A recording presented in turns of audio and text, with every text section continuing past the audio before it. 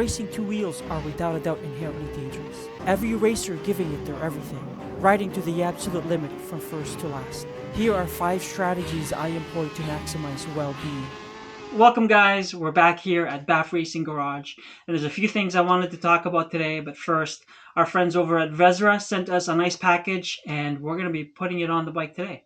Let's go have a look. So our friends over at Vezra sent us some nice package. It's a whole bunch of racing brake pads. It's double X, and we have 1, 2, 3 sets and 1 rear.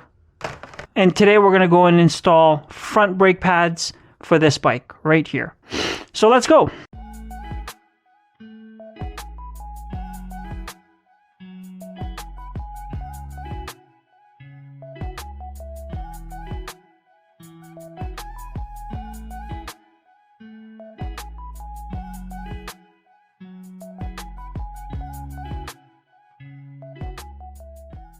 So let's talk about the topic of today, and hopefully this video adds value to your time. Racing two wheels are without a doubt inherently dangerous. Every racer giving it their everything, riding to the absolute limit from first to last.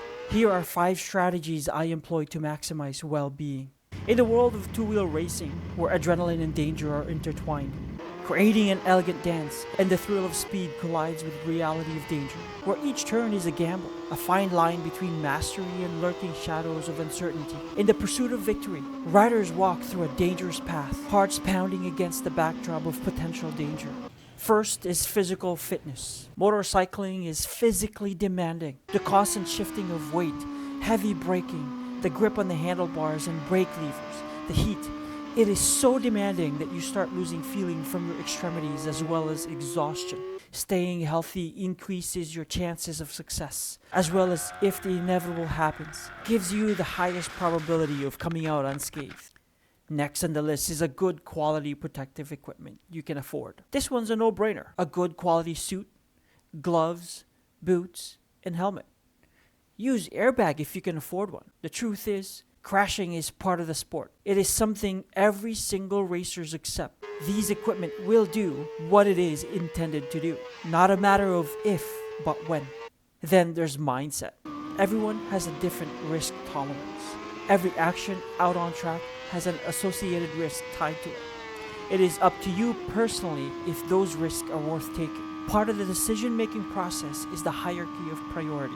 For me, my number 1 priority is to come home to my family, and winning is secondary. Others may have winning as their priority.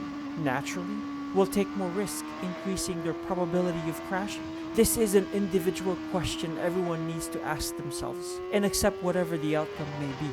We can't forget about your machine. It is important to make sure your bike is in tip-top condition. Another no-brainer. But at the end of the day, I understand everyone has a different standard of what is acceptable and what is not. Truth is, money is part of the equation, but this ties back to mindset, where every individual needs to decide their priority. Some people spend money on the best tires. Others find security in having a bike fully checked by a mechanic. Others, like me, trust no one working on their bike. And lastly, feel yourself. Not every day you're going to be on your best game. Choose your battle. Some days you will feel off. Maybe the bike isn't feeling right, or maybe just physically not at 100%. So don't risk if you don't have to. I understand that there are instances where the risk may reap big reward, like a championship. But it is up to you to decide whether it is acceptable or not. Bottom line, motorcycle is inherently dangerous, but there are ways to mitigate those risks. We can never completely remove the danger from the sport. It is one of the sport's appeal, but we can increase our chances of coming out without an incident and overall enjoy the sport fully.